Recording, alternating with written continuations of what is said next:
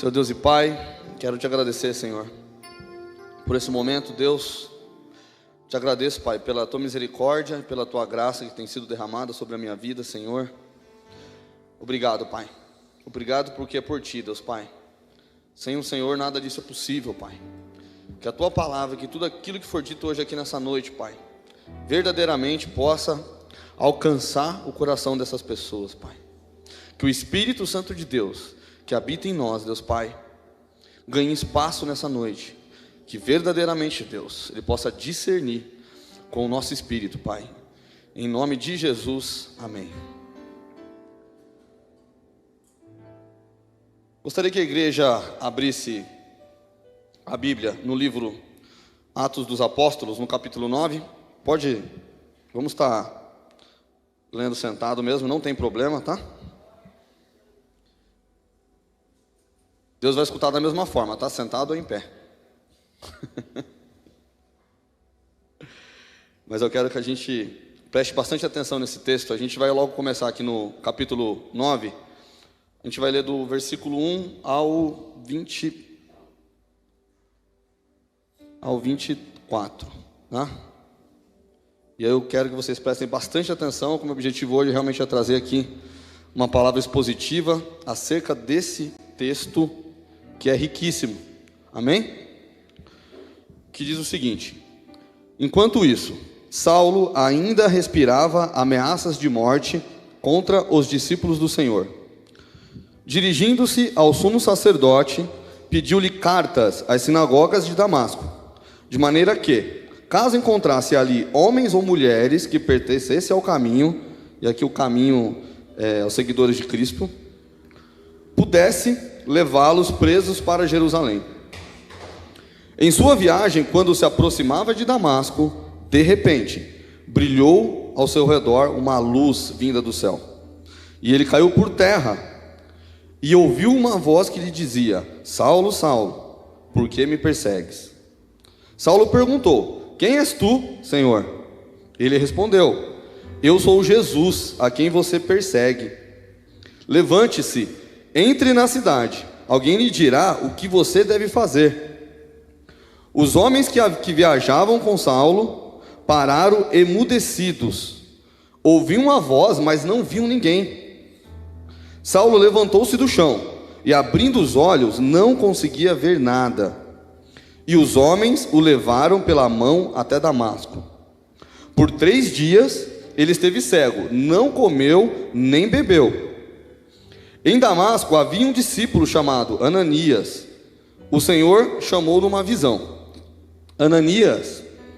Eis-me aqui, Senhor, respondeu ele.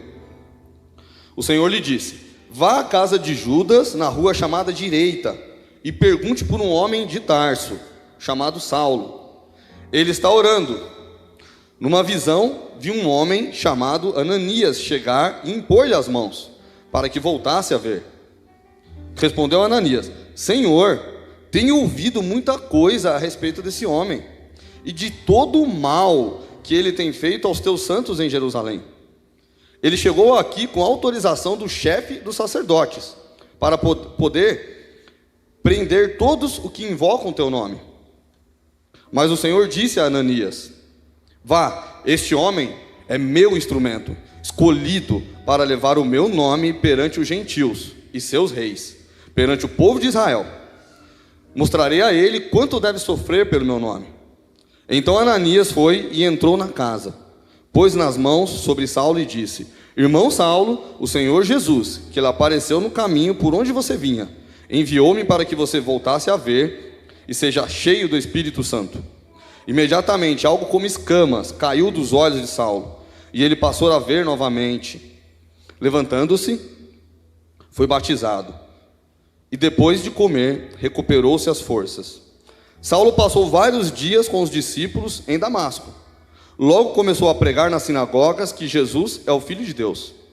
Todos que ouviam ficavam perplexos e perguntavam: não é ele o homem que procurava destruir em Jerusalém aqueles que invocavam este nome? E não veio para cá justamente para levar os presos aos chefes dos sacerdotes? Todavia, Saulo se fortalecia cada vez mais e confundiam os judeus que viviam em Damasco, demonstrando que Jesus é o Cristo. Amém? Até aqui. Nesse objetivo de perseguir cristão. Porque ele realmente tinha como meta se tornar essa referência, tá? Tanto é que a gente percebe o seguinte, um pouco antes, em Atos, capítulo 7, 57, vai dizer o seguinte, a gente vai falar aqui de algo muito importante, que é o quê? Saulo, ele acaba já recebendo a cabeça de Estevão como um presente, e vai dizer aqui o seguinte, mas eles taparam os ouvidos, e dando fortes gritos, lançaram-se todos juntos contra ele. Ele quem? Estevão. Arrastaram para fora da cidade e começaram a apedrejar. As testemunhas deixaram seus mantos aos pés de um jovem chamado Saulo. Isso aqui é só uma pequena amostra do tamanho da crueldade que eles eram capazes de fazer com aqueles que seguiam a Cristo, tá? E é interessante essa observação, e aquilo que eu falo, cada detalhe da Bíblia é importante. Quando fala que eles deixaram os mantos, as roupas de Estevão aos pés de Saulo, o jovem Saulo, fica muito evidente que de alguma maneira ele tinha uma certa relevância ali, tá? Ao ponto das pessoas chegarem e colocar as roupas na frente dele, isso mostra uma certa reverência, mostra que talvez ele fosse ali o líder desse motim, entende? Dessa rebeldia que existiu ali contra Estevão. Então a gente consegue perceber o quão reverente, né, o quão relevante era Saulo aqui dentro desse contexto, tá? E ele se continuou, e ele foi sendo cada vez mais conhecido, se tornando uma autoridade farisaica. E Jesus vê essas pessoas de uma maneira muito negativa. O próprio Cristo faz uma declaração diminuindo, rebaixando esse povo. Porque o Cristo vai chamar e vai descrever os fariseus como cobra venenosa e raça de víboras. Paulo era justamente dessa mesma laia. Ele era um fariseu. E não só qualquer fariseu, ele era o fariseu no meio deles. Ele vinha se tornando muito relevante. Então a gente consegue perceber o quão extremo Paulo vivia. Isso que eu quero destacar aqui, nessa introdução. É importante a gente entender que Paulo ele vivia num contexto completamente oposto. Oposto, tá? No mais extremo. E de fato ele poderia ser considerado um extremista. Entende? Tamanha agressividade e revolta que ele tinha contra os cristãos. Então, a gente percebe que Jesus, com essa declaração, chamando de raças de víbora, de cobra, coloca ele dentro desse mesmo contexto. Entende? E aí a gente consegue perceber como foi impactante esse encontro. E ainda para ressaltar mais isso que eu estou dizendo, a gente vai perceber isso na fala de Ananias. Porque por um instante, Ananias parece que ele quer alertar a Cristo, aquele que sabe de todas as coisas. Porque ele vai dizer o quê? Senhor, espera aí. Você sabe quem é esse homem? Você sabe de quem o Senhor está falando? O Senhor está pedindo para eu falar com esse homem? Ele tem recebido cartas para poder prender, maltratar, judiar, matar aqueles que te seguem, Senhor. Eu tenho ouvido falar muito dele, e ele é um homem muito mau aos nossos olhos. O Senhor tem certeza, Cristo, que é isso mesmo que o Senhor quer que eu faça? O questionamento de Ananias chega a ser a esse ponto, entende? Muito parecido com aquele questionamento de Jonas, quando ele fala, Senhor, eu tenho que ir para Nínive. Entende? A preocupação dele era muito parecida, porque ele pensou assim, se eu for para Nínive, de alguma forma eu sei que Deus poderá ser capaz de converter o coração desse povo, e eu acho que eles não merecem isso. E o sentimento de Paulo, de Ananias aqui, é muito parecido com o sentimento de Jonas. A gente pode trazer esse paralelo porque é algo muito parecido. Esse sentimento de Ananias é, Senhor, eu não quero fazer isso. Entende? Tamanha era a reputação de Paulo. E se a gente tentar entrar dentro do contexto, é o tanto quanto compreendido esse comportamento de Ananias. Porque ele conhecia, ele sabia do que se tratava. E a gente, como ser humano, É difícil, né? A gente tem que ir e orar pelo nosso inimigo.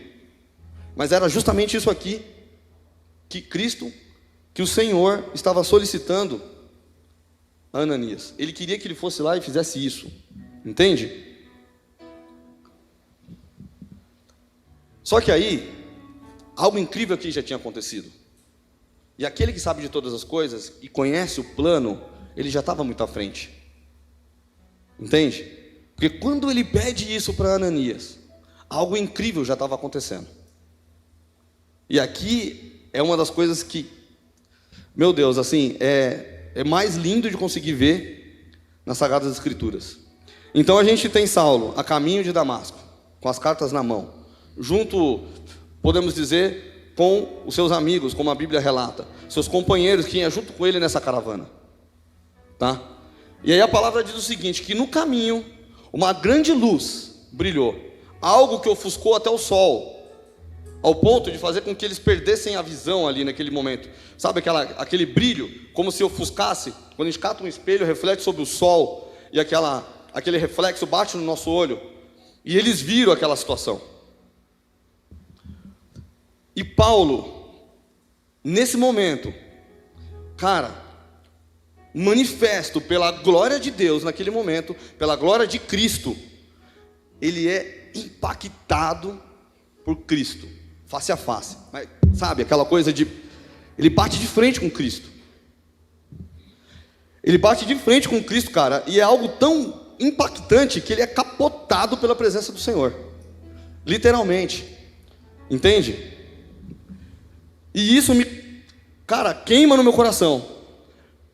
Chega a me dar até uma inveja, cara, de pensar, quando na minha vida eu tive uma experiência tão impactante como essa, de ser derrubado, de ser capotado pela presença do Senhor, de ver a glória dele manifesta e aquilo realmente me fazer perder o chão, entende? Vamos pensar, irmãos, quando nós tivemos um encontro assim com Cristo, quando nós tivemos a oportunidade de ser capotado pela presença do Senhor, ser capotado pelo Espírito, pela glória resplandecente de Cristo, entende? E então a gente entra na palavra e ele escuta, no meio de tudo isso, Saulo, Saulo, por que me persegues? E aqui é interessante que eu quero fazer um outro paralelo. Dentro do contexto bíblico, essa repetição, ela significa intimidade. Normalmente os amigos mais próximos chamam o outro assim. Essa repetição, repete o nome.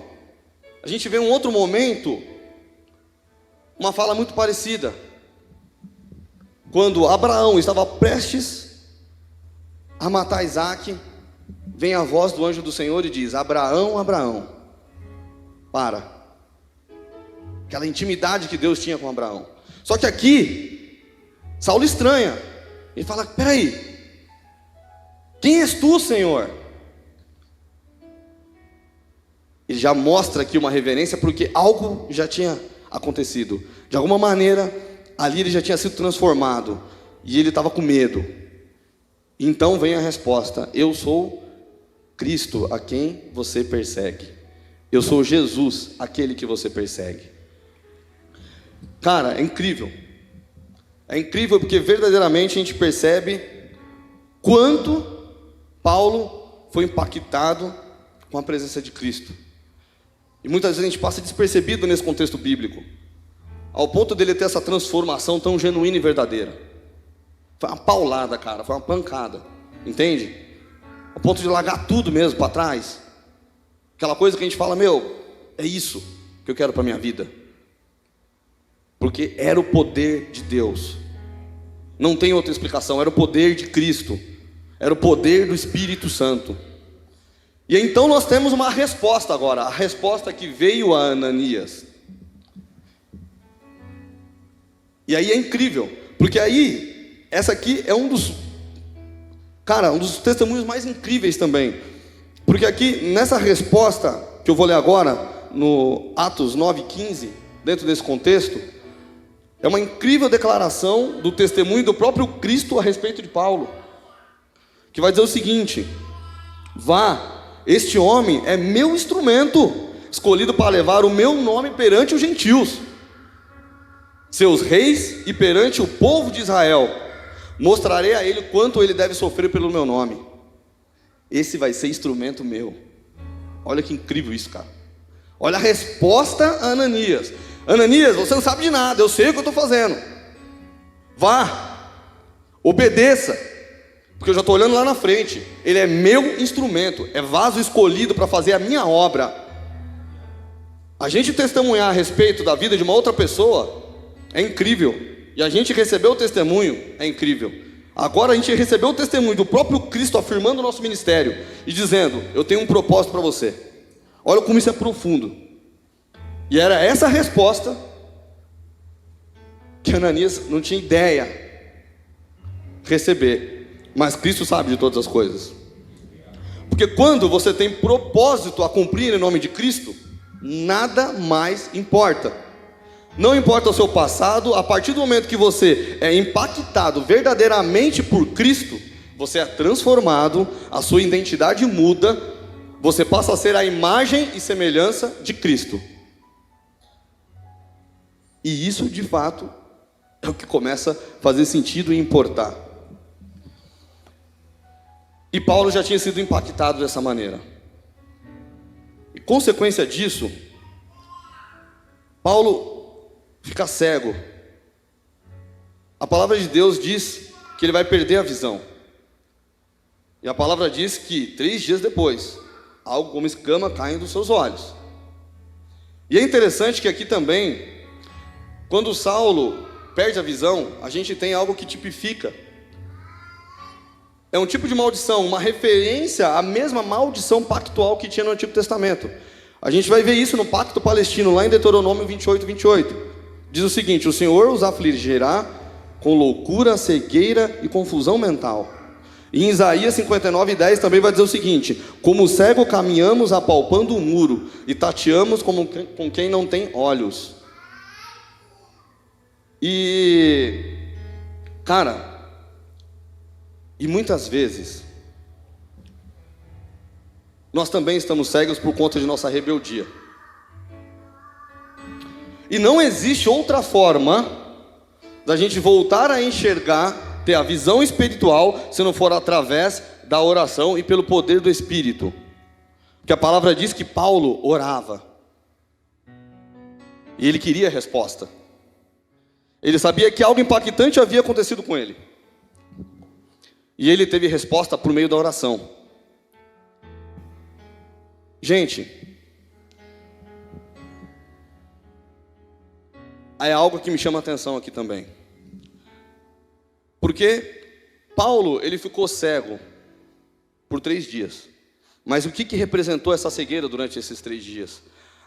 Representou apenas o fato de ele não estar conseguindo enxergar o mundo. Mas ele já estava cego espiritualmente há muito tempo. Entende? Ele já vinha cego espiritualmente há muito tempo. A única coisa que mudou agora é que era uma cegueira física. Mas a cegueira espiritual ele já carregava há muito tempo. E a palavra diz que durante esses 3 dias ele não comeu, ele não bebeu. E aqui é outra coisa incrível. Ficou em silêncio por 3 dias, em jejum, sem comer e sem beber. Essa é uma das maiores experiências de secreto da Bíblia.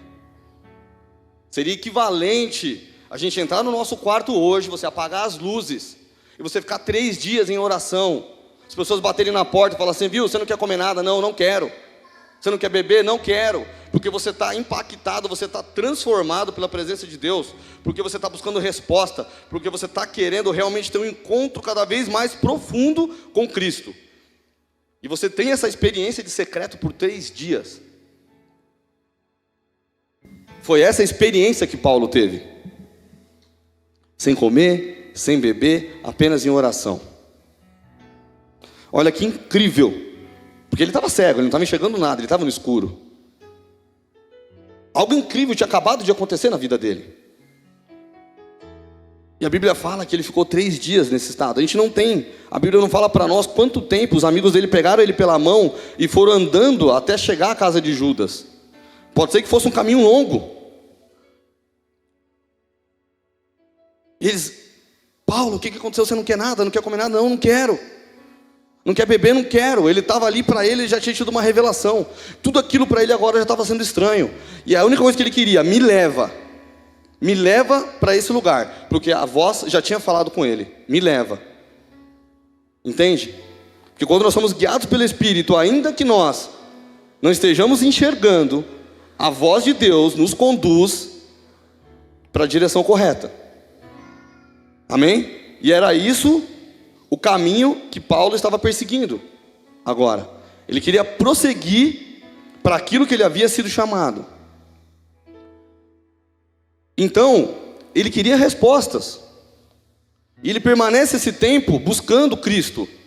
Espera aí, ele não conhecia Cristo. E simplesmente do nada ele passa a conhecer. E ele fala, agora eu preciso conhecer mais e mais de você. Então, lhe é proporcionado essa experiência incrível. E agora vem outra coisa muito interessante. Porque a palavra de Deus vai dizer o seguinte, que quando Ananias chega até a casa, ora por ele, impõe as mãos sobre a sua cabeça, a palavra de Deus diz que ele é cheio do Espírito, e algo como escamas caem dos olhos dele, e ele volta a enxergar.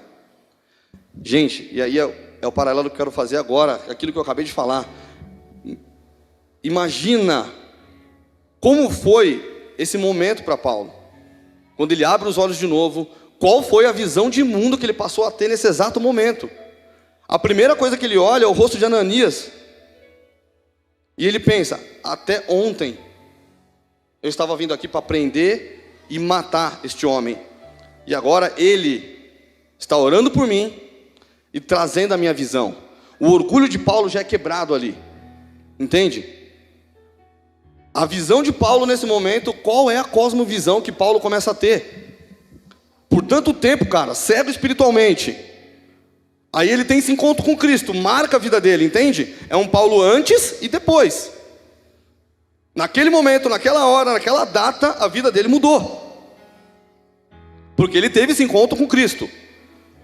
E nessa hora, algo mudou dentro dele. E ele vai buscar a face de Cristo. Quando ele passa a enxergar, ele abre os olhos novamente, ele vê um homem de Deus, ele olha para o lado, ele olha para o outro e fala, meu Deus, quem eu era e quem eu sou agora. Uau, é o que Cristo faz com as nossas vidas, cara. O que eu era e o que eu sou agora. Quando nós temos um encontro com Cristo, como Ele transforma a nossa vida. A visão que Paulo teve, cara. Gente, não é qualquer coisa isso aqui. Quando ele abre os olhos, é algo como eu fui curado, eu fui liberto, entende? Era um abrir de olhos de liberdade. Paulo não era mais a mesma pessoa. A vida dele tinha sido transformada. Agora ele de verdade começou a olhar com os olhos de um cristão. Paulo passou a ter uma nova identidade. Agora ele era uma nova pessoa em Cristo. Agora não importava mais o seu passado. Sabe por quê? Porque agora ele nasceu de novo. Ele é uma nova criatura em Cristo Jesus. E uma outra mensagem que eu tenho para a igreja. O nosso passado não define quem nós somos. O que define a nossa identidade, o que define quem nós somos, é a identidade que nós temos em Cristo. Amém? Paulo fez tudo errado, mas ele foi separado como instrumento de Deus. E pode ser que hoje nós tenhamos muitos Paulos aqui, que vem fazendo muitas coisas erradas, ou que fez muita coisa errada. Mas Cristo, cara, te deu uma nova identidade. E Ele está te chamando para se levantar, se arrepender dos seus maus caminhos e seguir Cristo verdadeiramente. Essa é a mensagem do Evangelho. Essa é a mensagem do Evangelho. Essas boas novas de Cristo. Paulo entendeu, ele já tinha sido impactado pela presença de Cristo, irmãos. Oh, meu Deus. É muito lindo a gente ver a maneira que Cristo se manifesta na vida desse homem. E é importante a gente lembrar que isso não aconteceu somente lá naquele dia. Isso acontece ao longo da história, acontece todos os dias. Alguma pessoa em algum lugar hoje está sendo impactado por Cristo. Ele continua operando e continua agindo no nosso meio, continua agindo no meio da igreja. Amém? Atos 9:22 vai dizer o seguinte: Saulo, porém, mais e mais se fortalecia e confundia os judeus que moravam em Damasco, demonstrando que Jesus é o Cristo. É interessante que aqui Paulo se torna uma decepção. Para quem? Para os fariseus. Aqui os amigos de Saulo não estavam acreditando. Os amigos que fizeram seminário junto, faculdade junto, pós-graduação, MBA, doutorado, estavam na caminhada com ele. Os mestres da sinagoga, eles não estavam acreditando no que viam. Afinal, Saulo estava sendo o orgulho fariseu. O jovem que matou Estevão, que todos diziam, esse promete, vinha se destacando, sem dúvida vai ser um grande sacerdote, vai se tornar o sumo sacerdote, nosso líder, porque ele está no caminho, tem se destacado, homem voraz, perspicaz, tem buscado atingir os seus objetivos, com muita veemência. A maneira que os amigos dele viam Paulo era assim. Gente, pensa bem, ele tinha uma história antes. Paulo não apareceu aqui assim, ele tinha uma história, entende? E quando fala que os amigos estavam a caminho, você imagina depois as notícias correndo. A Bíblia fala que as pessoas em volta ficavam perplexas, porque ele pregava em nome de Jesus. Estão entendendo? Você imagina só, decepção para os fariseus, bênção para os seguidores de Cristo. Saulo, ele tinha proficiência na lei. Agora, tendo todo o seu conhecimento e talento sendo direcionado pelo Espírito de Cristo, Saulo tornou-se um defensor da identidade messiânica. Deixou de ser perseguidor de Cristo para ser seguidor de Cristo. Olha que incrível isso, cara. Entende? E assim também nas nossas vidas, irmãos. A nossa identidade em Cristo muitas vezes se afastam as pessoas de nós.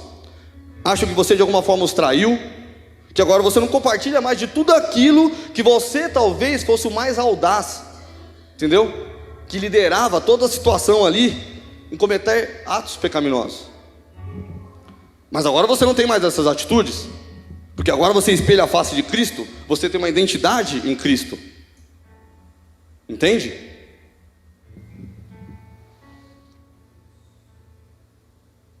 Aqui, gente, muitas vezes tem alguém sentado, um cristão de berço, está paradinho aí olhando assim, pô, essa mensagem não está servindo em nada para mim. Sabe por quê? Porque eu nasci num lar cristão, fui criado na igreja, sempre andei na linha, e você deve estar se perguntando, essa mensagem não se aplica para mim, né? Mas eu te pergunto, você já teve uma experiência como essa de Paulo? De ser impactado pela glória de Deus ao ponto de ser capotado pelo teu poder, de ser capotado pelo Espírito de Cristo? Sabe por quê, irmãos? Tempo de igreja não quer dizer nada, absolutamente nada. Existem pessoas que passam uma vida e não têm um encontro avassalador com Cristo, não tem experiência, vive uma mornidão, não se coloca na brecha em oração, entende? Não quer enfrentar situações que faz aproximar mais de Cristo, não teve uma transformação genuína. E lembrando que bom comportamento não quer dizer nada, porque não é pelo mérito, é pela graça. Então o que nós precisamos é de transformação, o que nós precisamos é de conversão genuína, o que nós precisamos é de experiência com Cristo. Nós precisamos ser impactados pelo Espírito Santo de Deus. Porque estar no banco da igreja não significa relacionamento com Deus. Tempo de igreja não significa relacionamento com Deus. Você tem que buscar, querer encontrar esse Cristo, se relacionar com Ele, ser impactado por Ele e ter experiências como essa. Você tem que ser um colecionador de experiências com Cristo. Porque muitas vezes você entra o quê? Na disciplina de ir para o culto. Mas que absolutamente você não está sendo mais impactado, cara. Está sendo capotado mesmo pela presença de Deus, cara, pelo Espírito, sabe? De ter aquela coisa aqui dentro assim, ó, de você falar, meu, está mexendo comigo isso. Isso está mexendo comigo, está me transformando. Essa palavra não volta vazia. Deus tem trabalhado no meu coração. De não estar aqui, muitas vezes lá atrás, meu, conversando, pensando como que vai ser a semana, preocupado com o trabalho. E Deus falando, cara. Deus falando com a gente, meu. Preciso que você melhore. Eu quero mais de você. Eu quero você aqui. Estou manifestando a minha glória e você não está vendo. No caminho de Damasco, igreja, os amigos de Saulo, eles viram tudo que Paulo viu. Amém? Porém, eles não discerniram a forma de Cristo. Entenda uma coisa, Lucas aqui, quando ele escreve Atos, ele faz questão de colocar isso aqui para poder dizer para a gente que isso aqui não foi meramente uma experiência psicológica, entende? Isso aqui não foi uma transe que Paulo teve, que ficou só na cabeça dele. Houve testemunhas da experiência que ele teve com Cristo. E foi necessário que se colocasse aqui que essas pessoas tiveram essa experiência, testemunharam o que Paulo teve ali. Os amigos dele viram, a glória manifestou, o brilho, o mesmo brilho que Paulo viu, eles viram. A palavra de Deus diz que eles viram e ouviram e ficaram emudecidos. Ei, que brilho é esse? Que voz é essa? Imagina procurando, sem enxergar direito, o que está acontecendo? Aí de repente, quando diminui aquele barulho, eles veem Paulo no chão, tateando, cara. Meu Deus, o que está acontecendo aqui? Eles viram tudo isso. Não foi algo psicológico, entende? Algo real que aconteceu. Não aconteceu só na cabeça de Paulo. Existiram testemunhas acerca disso. Os amigos dele estavam do lado, cara. E a glória foi manifesta. Toda a glória foi manifesta ali. Só que Cristo se revelou apenas a Paulo. Foi inteligível apenas a Paulo. Imagina, cara, escutando aquela voz sem entender nada, aquele clarão. Talvez os animais ali no caminho, alvoroçado. Meu Deus, o que está acontecendo? E aí vê Paulo meio impactado no chão. Segura a mão dele, meu, me leva daqui. Está entendendo? Essa foi a reação. Isso foi o que aconteceu ali naquele contexto.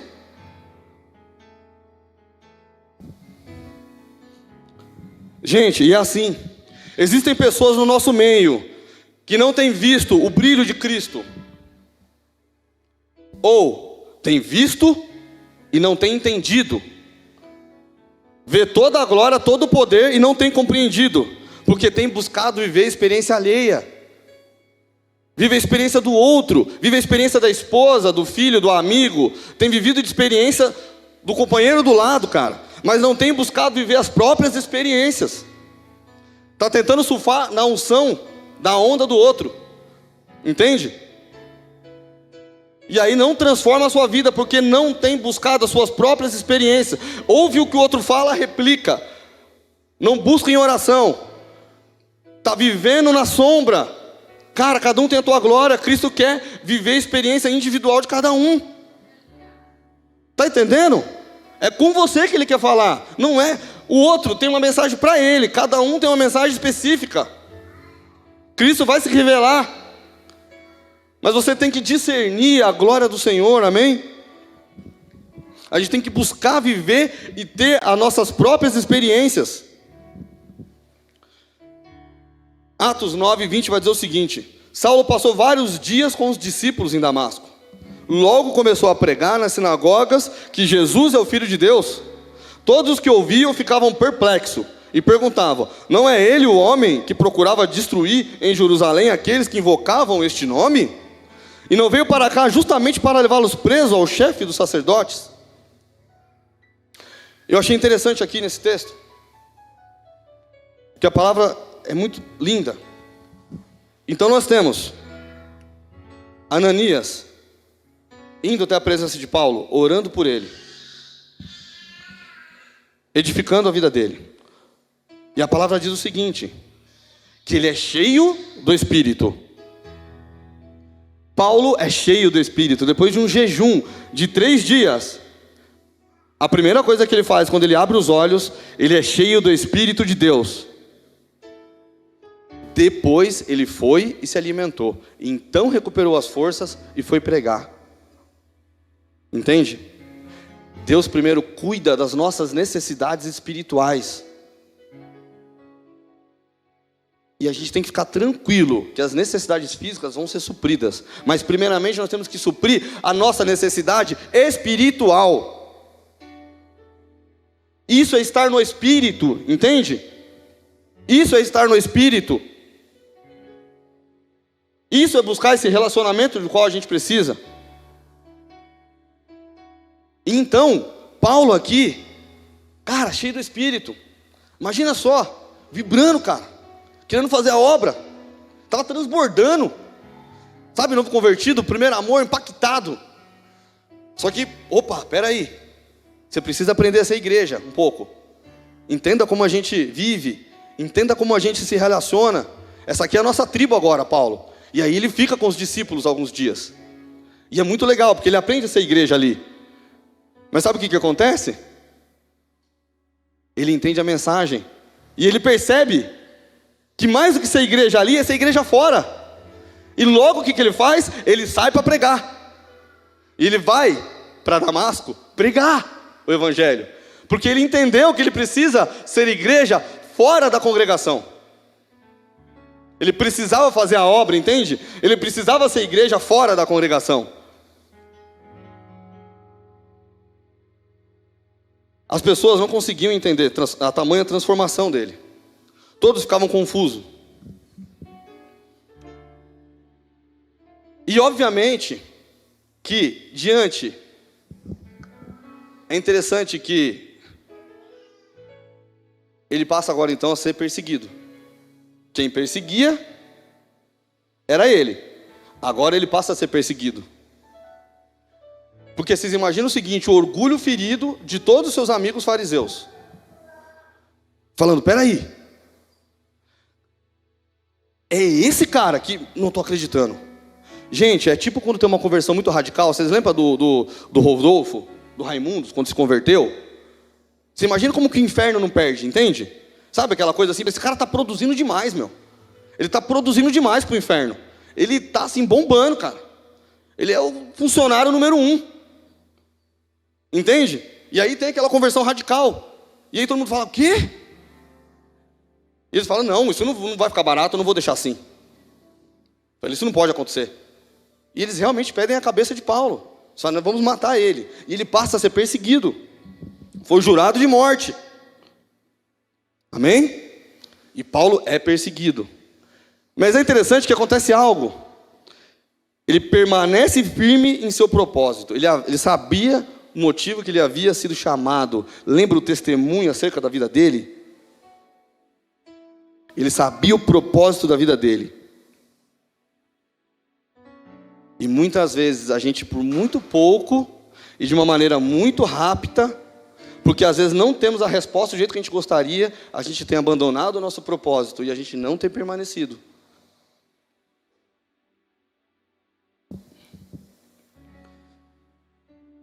E o meu objetivo nessa noite é realmente fazer um chamado para a igreja, para que a gente possa permanecer firme na caminhada com Cristo, para buscarmos intencionalmente produzir as nossas próprias experiências impactantes com Cristo,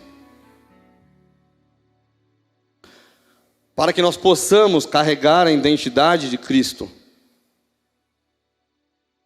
e poder fazer as declarações que Paulo depois fez, como a gente vai ver em Gálatas 2:20, ele dizendo o seguinte: não sou eu quem vive, mas Cristo vive em mim. 2 Coríntios 5:17, aquele que está em Cristo Jesus é nova criatura, as coisas antigas já passaram e tudo se fez novo. E por fim, ele vem e diz o seguinte: sejam meus imitadores como eu sou de Cristo. Olha ao ponto que ele chegou de fazer uma declaração como essa e se tornar um mártir, porque ele entendeu o teu propósito, porque ele teve uma experiência impactante que de fato mudou a vida dele. Esse é o chamado para a igreja, para que nós venhamos nos levantarmos e buscar ter esse relacionamento, olhar para trás, lembrar de quando nós fomos impactados, seja você que estava dentro da igreja, ou você que estava no mundo, você lembrar que em algum momento na sua vida você foi marcado por Cristo, por uma experiência como essa, que fez você entender que você passou a ser uma nova criatura. E aí existia o Caio antes disso, o Val antes disso, e agora depois. Amém? Vamos lembrar por que nós somos chamados. Glória a Deus, irmãos. Vamos orar? Senhor Deus e Pai, quero te agradecer, Senhor, por essa palavra, Deus. Te agradeço porque o Senhor falou aos nossos corações, Deus. Te agradeço porque o Senhor tem falado aos nossos corações, o Senhor tem falado no coração dessa igreja, Deus Pai. Ô Senhor, o meu clamor, Pai, é para que nós possamos ter experiências como a de Paulo, Senhor, que nós venhamos a ser impactados pela presença dEle em nossas vidas, Deus. Que nós venhamos a ter esse encontro que marca, Pai, a nossa história, que realmente testifica a nossa fé, Senhor. Ô Pai, que nos faz chegar mais próximo de Ti, Senhor. Trabalha, Deus Pai, no coração dessa igreja, Deus Pai, trabalha no coração dessa congregação, Senhor. Ô Deus Pai, que verdadeiramente a Tua palavra seja pregada de uma maneira verdadeira aqui dentro, Senhor. Que não seja um evangelho, Pai, de modismo, que não seja um evangelho raso, Senhor, mas que venha a ser realmente um alimento sólido, Deus. Que a Tua igreja não venha aceitar, Pai, qualquer vento de doutrina, Senhor, mas venha permanecer firme no propósito, que essa congregação venha lembrar, Senhor, do motivo pela qual ela foi chamada, que independente das circunstâncias, Senhor, independente das perseguições, das traições, ó Pai, que nós venhamos a permanecer firme, Deus Pai, no nosso propósito, Deus, que é de continuar servindo e trazendo as boas novas do Evangelho, Pai. É por isso que nós agradecemos, Senhor, em nome de Jesus, amém.